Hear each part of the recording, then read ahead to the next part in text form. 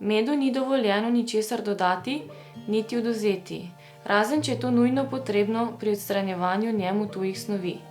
Glede sestave mora med izpolnjevati več parametrov in meril. Parametri, ki se merijo po pravilniku v medu, so vsebnost vode, električna prevodnost, vsebnost v vodi netopnih snovi, vsebnost prostih kislin, diastazna aktivnost, vsebnost hidroksimetilfurfurala ali HMF in vsebnost sladkorjev. Vsebnost vode v medu je eden od pokazateljev kakovosti medu. Ob vstopu v panj nabrani nektar ali mana vsebujeta veliko vode. V panju osnovno surovino čebele zgostijo in tako znižajo vsebnost vode, ki ne sme biti večja od 20%. Slovenski med z zaščiteno geografsko označbo pa sme vsebovati največ 18,6% vode. Če je vsebnost vode v medu nad 20%, med lahko zavre, takšen ima kiselkast okus in ni primeren za dajanje v promet. Vsebnost vode v medu lahko merimo z refraktometrom. Merimo pri 20 stopinj Celzija, sicer moramo pri očitanju vrednosti upoštevati korekcijski faktor. Vsebnost vode v medu je med drugim odvisna od sezone, podnebja, živalnosti družine, panjskega sistema, od izvora in vrste čebelje paše, pa tudi vremena. Pozorni bodimo pri skladiščenju medu, saj z nepravilnim skladiščenjem na vsebnost vode v medu vpliva tudi čebelar.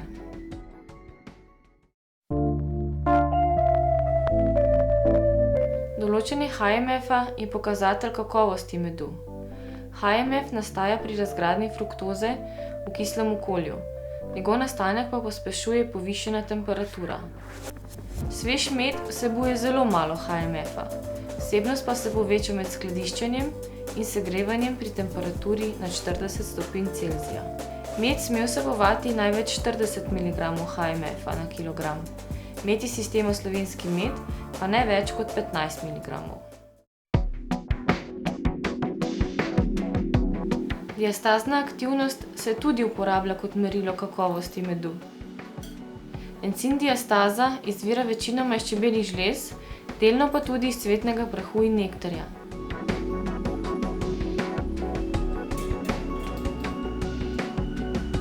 Encim je občutljiv na povišano temperaturo. S segrevanjem se diastazna aktivnost manjša.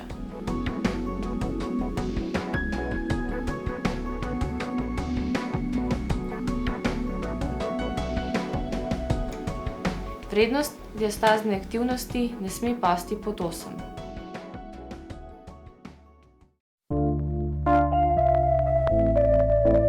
Električna prevodnost je zelo uporabna za določanje vrste medu. Odvisna je od koncentracije mineralnih snovi, organskih kislin, proteinov in verjetno tudi od koncentracije sladkorjev. Električna prevodnost medov iz nektarja je manjša od 0,8 milisimensa na centimeter. Medov iz mane in kostanjevega medu pa večji od 0,8 milisimensa na centimeter. Izjema je lipov med, ki je lahko nektarnega ali maninega izvora. Merimo specifično električno upornost, katere obratna vrednost pa je električna prevodnost.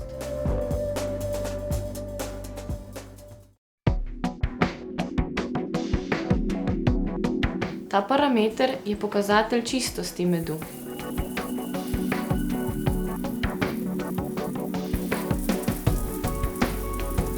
Med ne sme vsebovati več kot 0,1 gram netopnih snovi na 100 gramov medu. Vsebnost netopnih snovi ugotavljamo z raztapljanjem, filtriranjem in sušenjem raztopine medu.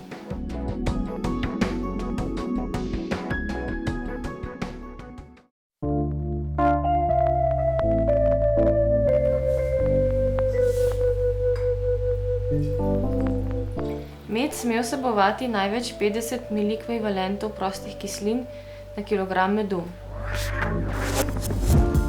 Povišano kislost imajo medovi, ki so zavreli, ali medovi, pri katerih se je za zatiranje voroj neustrezno uporabila kislina, ali pa se je za zaščito satja pred voščeno veščo neustrezno uporabilo žvepljanje.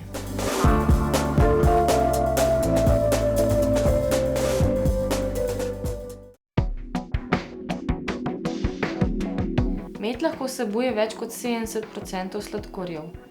Prevladujeta enostavna sladkorja, fruktoza in glukoza, nekaj tudi saharoze, manj je drugih sladkorjev. Vsebnost sladkorjev, predvsem saharoze, kaže na pristnost oziroma ponarejenost medu. Med ne sme vsebovati več kot 5% saharoze, razen nekaterih izjem.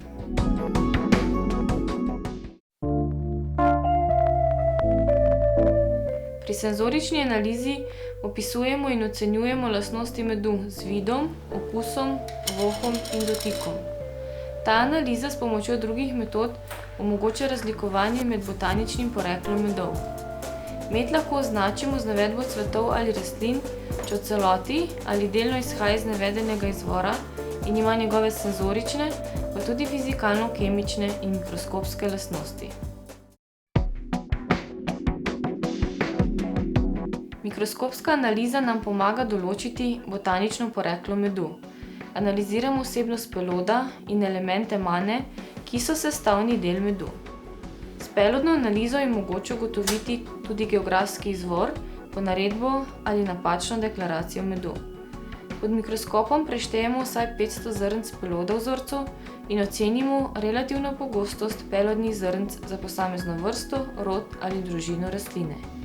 Med določene vrste mora vsebovati vsaj 45% zrnc pelodate vrste, da ga lahko označimo po tej vrsti. Izjeme so akacijev, lipov ter regratov med, ki lahko vsebujejo precej manj peloda posamezne vrste. Nasprotno pa mora kostanjev med vsebovati vsaj 86% peloda kostanja, da ga lahko poimenujemo kostanjev med. Prav tako mora med oljne ogrščice vsebovati več kot 60% peloda oljne ogrščice.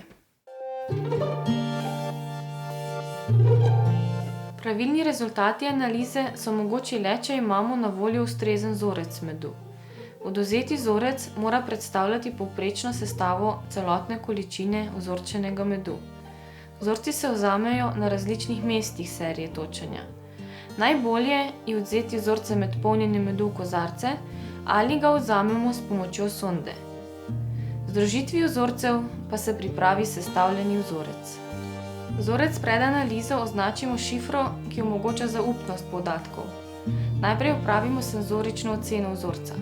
Pregledamo čistost medu, ustreznost embalaže ter ustreznost nalepke, saj ravno pri tem ugotavljamo največ odstopanj. Čebelar mora poskrbeti, da v medu ni nečistoč, kot so na primer ostanki voska, delov čebel, saj to ne sodi v med. Med mora biti ustrezno označen in zapakiran.